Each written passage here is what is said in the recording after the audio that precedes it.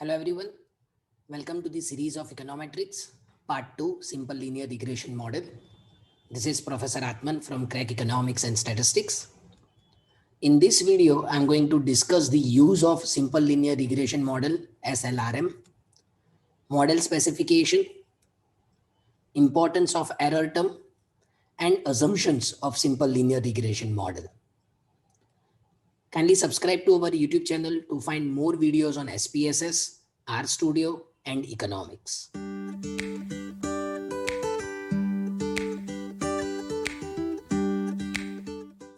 Simple linear regression model is the most commonly used tool in econometrics. The term regression was coined by Francis Galton. It is also known as two-variable regression or bivariate regression because simple linear regression model examines the relationship between two variables. Now, these two variables include dependent variable, which is also known as explained variable, target variable, regressant, and independent variable, which is known as explanatory variable, control variable, or regressor. The simple linear regression model is used to estimate or predict the mean value of the dependent variable based on the known values of the independent variable. So basically here we are interested to estimate or predict the mean value of the dependent variable based on the known values of our independent variable. Let's take this example. Y is a function of x. So here y is dependent variable and x is independent variable. We can see that y depends on x. And this relationship is linear. So we assume that y and x are linearly associated with each other. Now we know that linear equation can be written in this form. So yi is equal to alpha plus beta xi. This is our equation number 1. So here alpha and beta are the parameters. Alpha and beta are parameters or regression coefficients. So alpha is the intercept. It shows the value of y when x is equal to 0. And beta is the slope of this linear line or linear curve. So basically it shows the change in y for a unit change in x. Let's see this diagram. Here we have this positively sloped curve. This is alpha that shows the value of intercept, and slope of this curve is beta. Now this equation 1 exhibits the exact relationship between y and x, also known as determined relationship. So all the variations in y can be explained by x, but it is not true. Factors other than x can also affect y. And therefore, to make the model adequate, we need to add the error term. See equation number 2. yi is equal to alpha plus beta xi plus mu I. So equation 2 shows the stochastic relation between y and x. And here this mu I is the stochastic error term or disturbance term. So what is the purpose to add error term? Error term captures the effects of other independent variables which are not included in the model.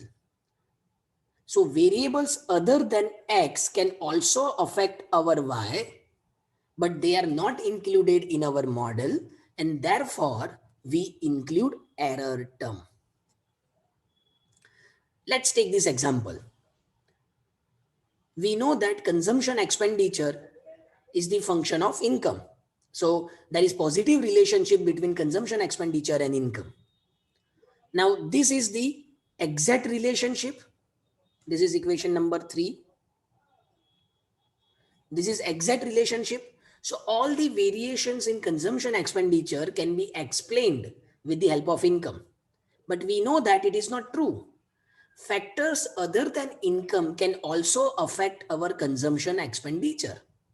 For example, caste, religion, whether you live in rural area or urban area can also affect your consumption expenditure. Now, to make the model adequate, we need to add the error term. So the stochastic relationship between consumption expenditure and income can be written in the form of equation number 4. So consumption expenditure is equal to alpha plus beta income plus mu I.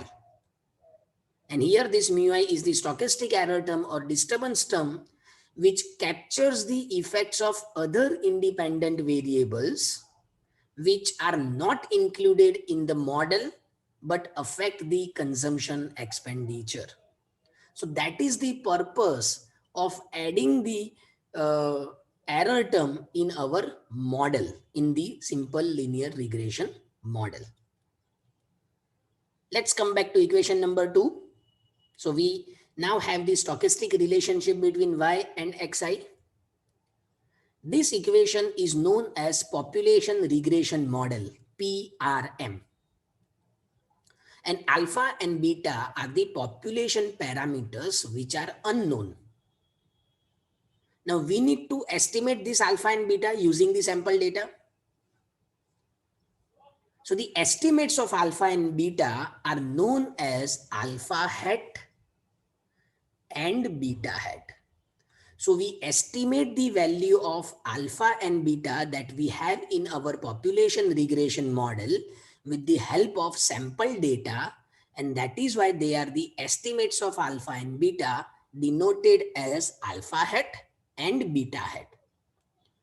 So the estimated regression line is yi hat is equal to alpha hat plus beta hat xi.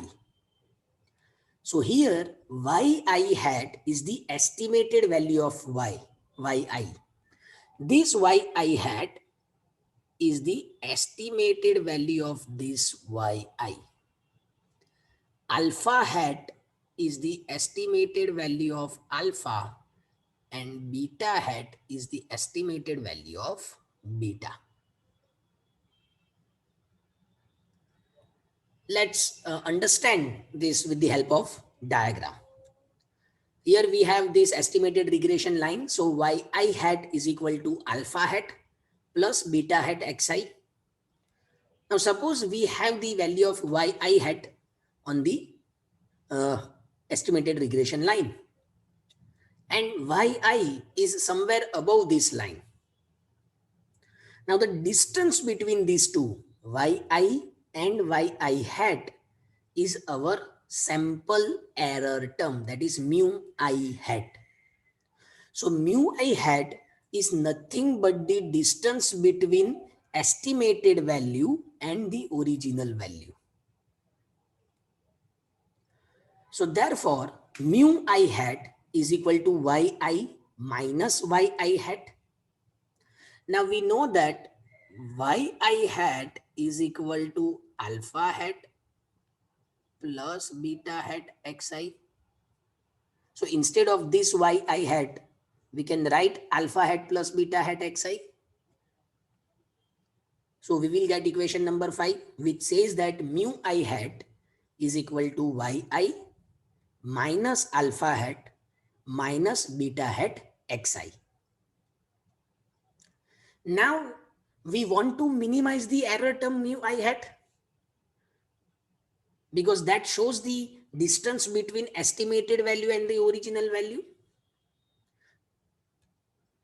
So estimate alpha and beta in such a way that summation mu I hat is equal to 0.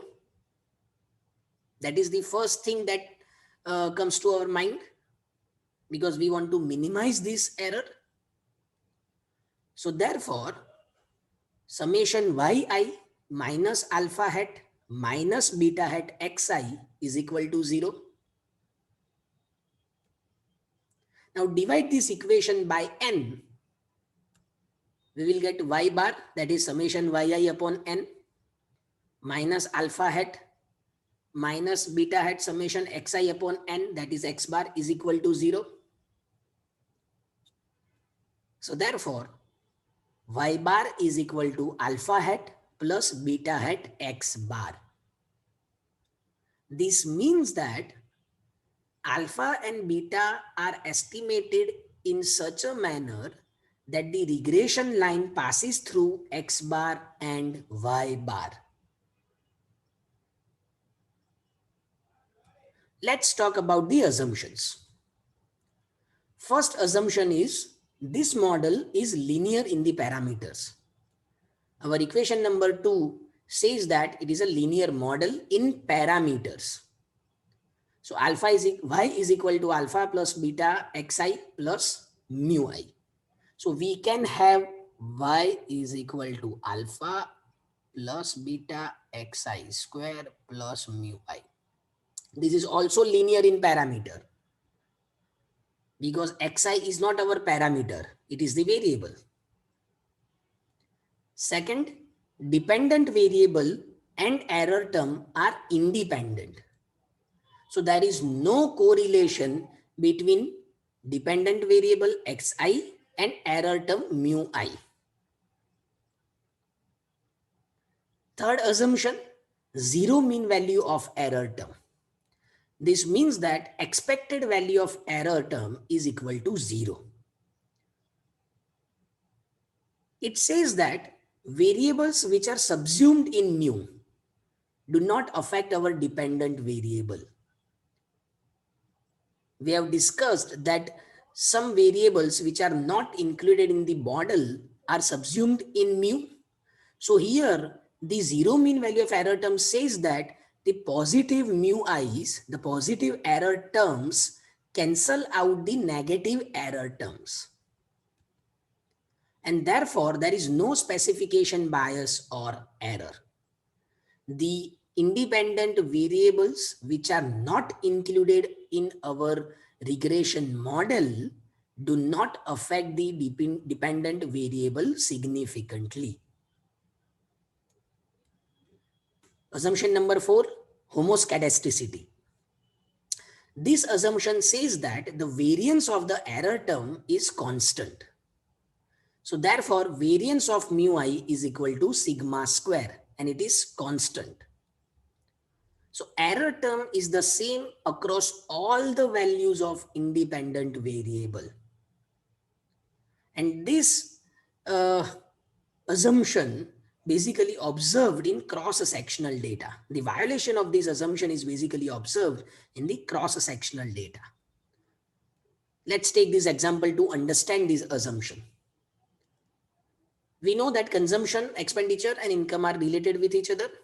So as income increases, the variation in the consumption pattern changes, because as income increases, we tend to increase our consumption expenditure on luxury goods.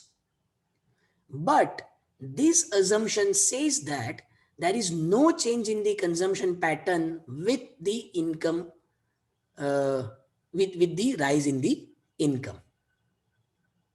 So consumption pattern remains unchanged. Second, writing practice and mistakes. So higher the practice, lower the mistakes. Again, the assumption of homoscedasticity says that there is no change in the mistakes as you practice more. So basically this assumption says that the variance of the error term remains constant. Fifth, no autocorrelation. The correlation between two error term is 0.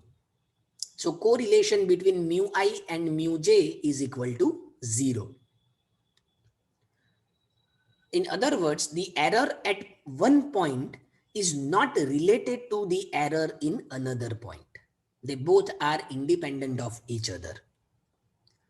This is observed in time series data. When we deal with the time series data, we need to check whether two error terms are related with each other or not.